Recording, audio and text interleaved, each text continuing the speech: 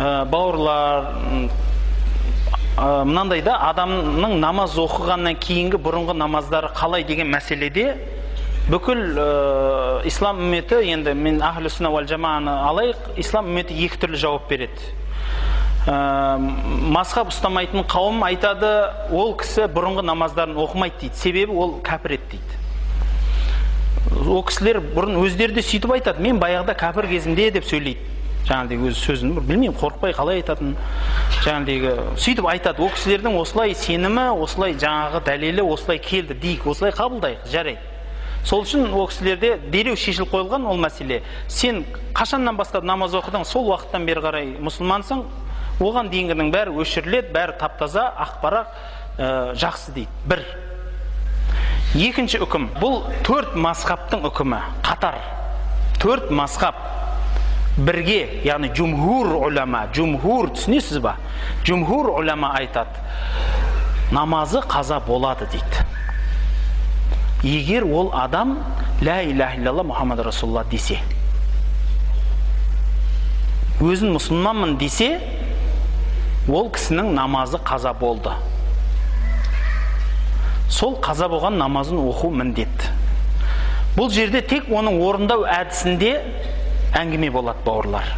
Орындау әдісі шынымен ауырлау болады. Бір кісілер айтады, орындау бұл машаққа, шариғатта бар.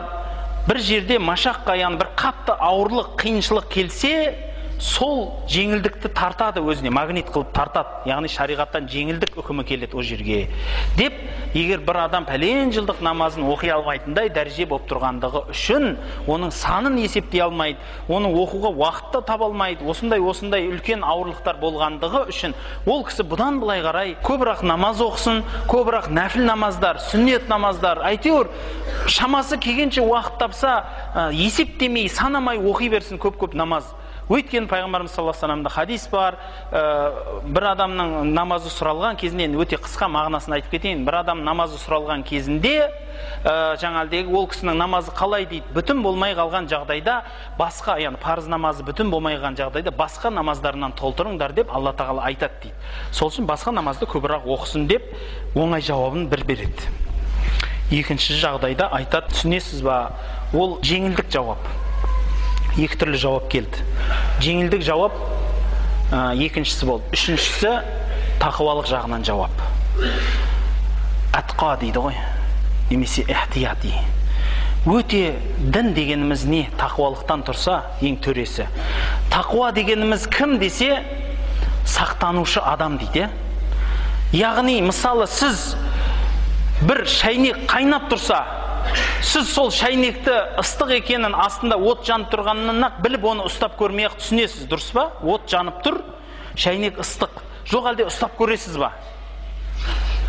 Жаңағыдай ойлаңыз, ұстап көргеннің өзі, егер ұстап көрген, түртесіз жаңағыдай. Барынша осы сақсынасыз. Жаңа бет алды барып, екі қолыңызды үстіне баса салмайсыз. Дұрыс қой, ол? Яғни тақуалықты ғалымдарымыз осылай түсіндіреді. Дозақтың жаман екендігін білген адам Алланың күнә істерінің бәрінен осылай сақсынады дейді. Осылай қашады. Осылайша қорқып жүреді. Бұл тақуалық.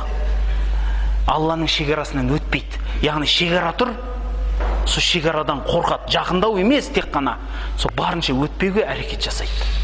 Енді осы жағынан қарай айтылатыны, тақуалық жағынан қарай, сіз калима айтып мұсылман болдыңыз. Өйткені мутаватир хадис келген. Мутаватир хадис, қарапайым хадис емес, мутаватир хадис. Кім ла илаха иллалла Мұхаммад Расулулла десе, ол кісінің басына не туса, о тусын, күндердің күні ол жәннатқа кіреді дейді. Түсінесіз ба? Күндердің күні ол жәннатқа кіреді дейді. Дұрыс. Мысалы, осы жерде Ханафи мазхабында имам Абу Ханифаның сөзін кейбіреулер мурджия деп атайды. Ол кісілер мурджия сияқты жаңағыдегі бір қателіктерге кетті, бұл адасты 70 фирқаның бірі болды дейді. Бірақ қате түсінік бұл, бауырлар. Мысалы, имам Абу Ханифа осы жерде айтады, иманның шарты екеу үлкен парызы. Біреуі иман дегеніміз ол тілмен айту, жүрекпенен оны түсіну дейді, ұғыну дейді, жүректен қабылдау дейді.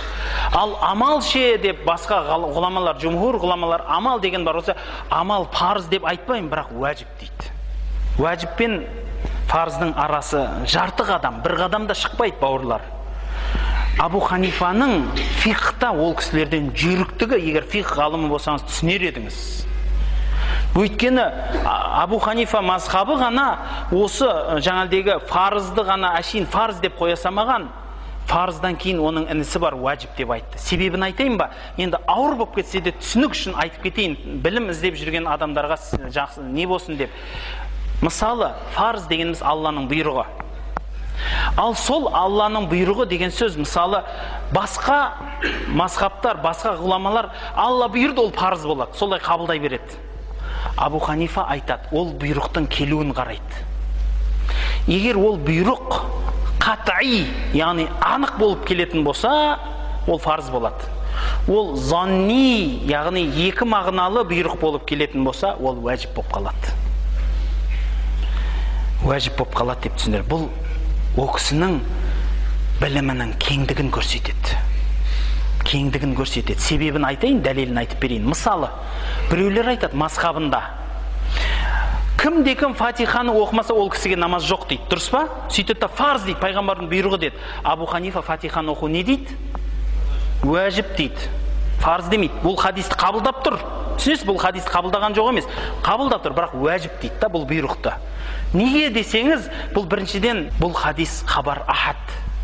Яғни жалғыз ілікпен келген нәрсе күші Құраннан төмен, бұның хадис болғанмен Құраннан төмен тұрады дейді. Құранда парыз болып бұйрық келсе, бұл мутаватир дәрежесіне жетпеді, және бұның бұйрығы содан төмен тұрады. Енді екеуінің өмірдегі әсерін көрейін, неге екендің әсерін көрсеткім келіп отыр. Мысалы, сіз намаздан кешігіп келдіңіз, имам намаз оқып жатыр. Бүкіл ислам үмметі бойынша сіз рукуға үлгерсеңіз, сіздің сол рақағатыңыз есептеледі, дұрыс па? Барлығы мазхаб ұстанатын, ұстанбайтындардың бәрі бір ауыздан айтады бұны. Намазда, мысалы, имам рукуғыда тұрған кезде сізде Аллаху акбар руку қылсаңыз, сол рақағатты қайтып оқымайсыз, бүтін болады сізде. Енді ойлаңыз, сіз сол жерде Фатиханы оқымадыңыз ғой? Оқымадыңыз ғой дейді. Абу Ханифа, яғни оқымасаңыз да болады екен да. Түсінесіз ба? Яғни фарз емес, бірақ оқу керек болған міндет. Шамаңыз жеткенше. Көрдіңіз ба? Қаншалықты Абу Ханифаның даналығы. Ол кісіні ислам шариғатын нәзік түсінгендігі. Иман бабы да осылай, бауырлар. Қараңыз, айтайын мен дәлел. Барлық жұмғур айтады, иман үш түрлі шартымен тұрады. Біріншісі тілмен айту, жүрекпен қабылдау және амалмен көрсету дейді. Өйткені сен амалмен көрсетпесең, қалай ғана сен мұсылман боласың? Мысалы, өзіңіз айтыңызшы, намаз оқымайтын адамды қалай мұсылман дей аласыз? Мысалы, бір адамның мен шофырмын десе, машина айдаймын десе, қолында правасын көрсетіп тұр, бірақ қолына рулі жоқ. Сол шофер ма, мысалы да, айтыңызшы, машина берсеңіз, бірінші столбы соныкі болса, сол шофер ма? Айтыңызшы, дұрыс па? Яғни амалда көрсете алмайды. Тек қана қолындағы құжатын көрсете береді да, мен дейді. Ол енді қаншаға сатып алған Құдай біледі дейсіз ғой, сосын айналайын дейсіз. Ол сатылып жатыр, оны білмеймін қаншаға алдың, тегін алдың ба, ағаң сол жерде бір гайде жұмыс істейтін шығар, жаңағыдегі саған інішек туған күніңе деген шығар, жаңағыдегі әйтеуір бір керегі болар деп. Жоқ, өзің бір жерден тауып алып, жазып алдың ба, Құдай біледі дейді. Бірақ сенің көлік айдемайтын анық білем дейді. Ана бірінші стол ба сенікі дейді да. Дұрыс қой. Амал адамның ішіндегісін дәлелдейді. Егер амалы болмаса, о кісіні біз қалай білеміз ішіндегісін, дұрыс па? Сол үшін ішіндегісін білмегеннен кейін біз сыртына қараймыз. Сыртынан ол кісінің амалына қараймыз. Яғни намаз оқып жатса, ораза тұтып жатса, мұсылманның ісін істеді, бұл мұсылман дейміз. Ал егер бір адам мен мұсылманмын деп тұрып, кәпірдің ісін істеп жатса ше. Мен мұсылманмын деп тарсылдап тұрып шоқынып жіберсе. Мысалда, мұсылман екен дейсіз ба? Жоқ дейсіз ғой. Рас па? Амалы көрсетпеді дейді. Міне, осылайша дәлел айтады. Бірақ имам Абу Ханифа айтады. Пайғамбарымыздың хадисін келтірейін дейді. Пайғамбарымыз саллаллаху алейхи вассаламның заманында бір жігіт пайғамбарымызға иманға келеді. Соғыс кезінде келеді. Соғысып тұрғанда иманға келеді да, намаз оқып үлгермейді. Намаз оқып үлгермейді. Жихадқа шығып өледі сол жерде. Амал жасамады да ешқандай. Біреу дейді, одан бөлек мутаватир хадис тұр дейді. Мутаватир хадис. Мутаватир хадистен